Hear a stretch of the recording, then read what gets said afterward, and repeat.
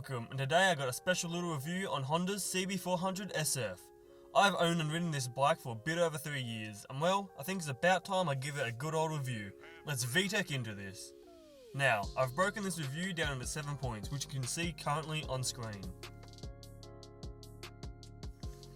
Honda's CB400SF has been around for a while. The very first SF was made all the way back in 1992, and are still being made up until now. The naked Honda motorcycles, especially those in the 1990 and early 2000s era, all share the same similar look, and the CB400 isn't an exception. The CB400SF platform shares a lot of the base features with all the other CB400 range, but sadly doesn't share much with any of the other Honda lineup, unlike the Sparta and Hornets. This bike is also very well known to the Japanese, its country of origin, as it is one of the bikes they use to test new riders on their riders test.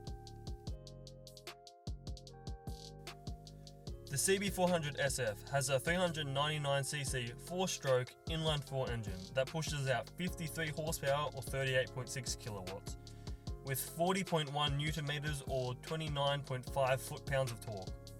With a 5 or 6 speed transmission depending on your year model, this bike can pump out some decent numbers. And for those that don't know what all this means, the top speed of this bad boy is 180 km, with being able to go 0 to 100 km in just 4.2 seconds, which is the same 0 to 100 as a BMW M2. The ride height is pretty average on this. Me being 6 foot can sit on this quite comfortably, and even my mum who's 5'8" can sit on this with 2 feet on the ground. As for the weight of the Super 4, it's right in the average, weighing wet 198 kilos. Finally, the spec that makes this bike just that little bit different is its variable valve timing, aka Vtec. And don't worry, I'll dive more into this a little bit later on in its key features. Honda's bikes to me have always had a bit more of a smoother handling experience, and the CB400SF follows this trend. Even though it has standard telescopic forks, they do provide nice feedback, and have quite good dampening ability. Taking this bike around some bends feels amazing. You can even drag knee if you really wanted to on this. As for the brakes, it's got a single disc and 2 piston caliper at the rear. As for the front, it's got 2 discs with 4 piston calipers. This brakes design does give it a lot more bite when pulling in on the front brakes, giving it a much more super sport or high cc caliber brake feel. You can also get this bike with or without ABS. The engine braking on this bike is also quite noticeable compared to many other bikes, which may throw off some riders at first, but once you get used to it, you'll be able to control this bike with even more of a degree than others. So with the specs and how this bike handles laid out, who is this bike designed for? I'm confident to say if you're a learner or intermediate rider, this bike will be perfect for you. This has enough power to be hanging just behind some of the 600s without the aggressiveness and more harsher riding styles of these bigger bikes. This bike does have a more neutral seating position, giving learners a nice and easy taste for starting to learn how to lean and ride with proper seating posture. The other type of people I'd say this is good for are the commuters that want a little more spice. With a 400cc engine and Vtec, this bike can really ride quite calmly and fuel efficiently. But when you get into those little circumstances like being stuck behind those 2 cars that decide to drive side by side, but the moment you see an opening, you drop a gear, engage a Vtec, blast right past them and easily put a smile on your face until you get either to work or back home. Now. Onto the main reason people want this bike, and the reason I love this bike so goddamn much. Vtec, baby. That's right, this bike is one of 3 bikes that have an actual Vtec system in it.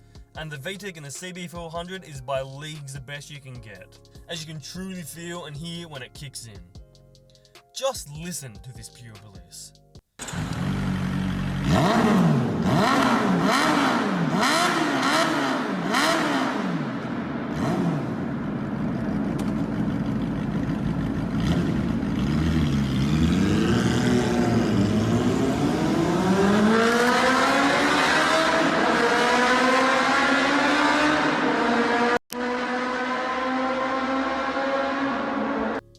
Vtec engages at 6,700 RPM and goes all the way up to 15,000, and 17,000 if you delete the rev limiter, but keep that on the hush hush.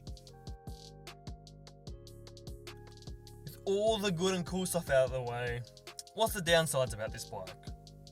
To me, The main thing that annoys the hell out of me is when you're cruising at high speeds and you need to go faster than around 110 kilometers an hour. Why, you asked? Well, when you hit 110 kilometers an hour and in 6th gear, you're in the rev range of 6,700 RPM. Which is when Vtec engages, and so cruising at the speed can chew through petrol and put a lot more stress on the engine, especially when you're doing long rides at high speeds. Now, you can get around this by changing the sprocket ratios, but still, that can all be a big hassle for someone and you lose some of the acceleration.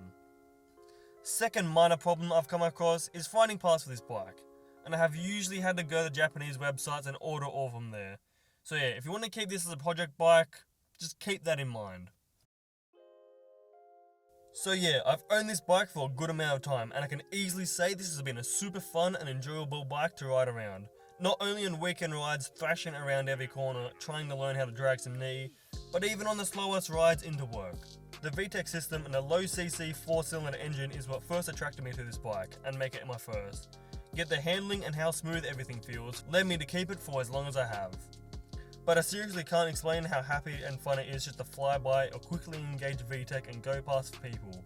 The feeling it gives me is just pure bliss and enjoyment. This is the type of bike that makes you feel like you're going way faster than you actually are. And so far, no bike I have ridden has even come close. Maybe the only bike that has come close to the enjoyment side is the MT-07. So, if you watch this video wondering if you should buy this bike, I'm just going to say yes. It fits every criteria and need, and it is such a versatile bike that you can almost do anything with. And well, let's be honest, it's got Vtec.